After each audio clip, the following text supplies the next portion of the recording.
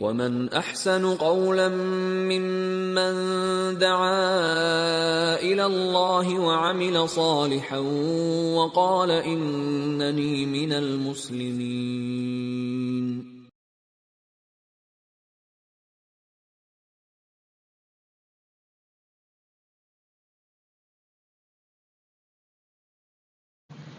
ይህንን ተፍሲር በኦንላይን በማህበራዊ ሚዲያ ማግኘት እንችላለን ወይ? ከቻልን ቢጠቁሙን።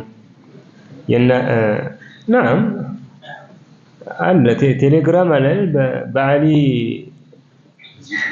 መስጊድ የሚሰጡ ደርሶች ወይም ትምህርቶች ናም ይሄ ይገኛል።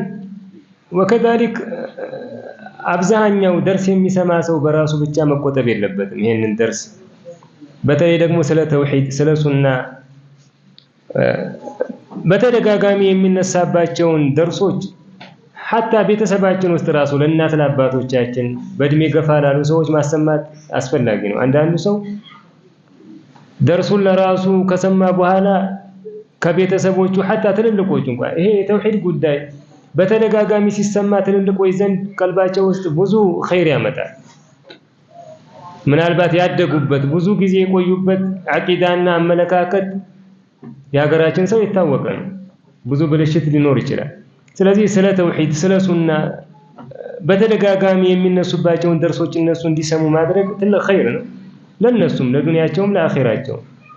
ስለዚህ አለ በቴሌግራም በቤተሰብ ማሰማት ወከዛሊክ ሰሞኑን ብዙ ሰው ደርሱን እንዲያገኝ ተብሎ ሰዎችን እየጨመሩ ነው ግሩፕ ውስጥ ቴሌግራም ውስጥ። ስለዚህ ሁሉም በስልካቸው ውስጥ ያሉትን ሰዎች ሙስሊሞችን ወንዱንም ሴቱንም እንዴት እንደሚደረግ እዚያው ያሳዩአችኋል ግሩፑ ላይ። ሰዎችን መጨመር ነው መጋበዝ ነው። በተፍሲሩም ወከዛሊክ የሐዲስ ድሩሶችን በዚያ እንዲጠቀሙ ይሄ ወደ ኸይር ጥሪ ነው። ሰዎች ተውሂድን ሱናን እንዲያውቁ ዲን እንዲወዱ ዒልም እንዲወዱ ማነሳሳት ነው። ሁሉም ሰው ቁጭ ብሎ ማስተማር ዳዕዋ የማድረግ አቅም ላይኖረው ይችላል።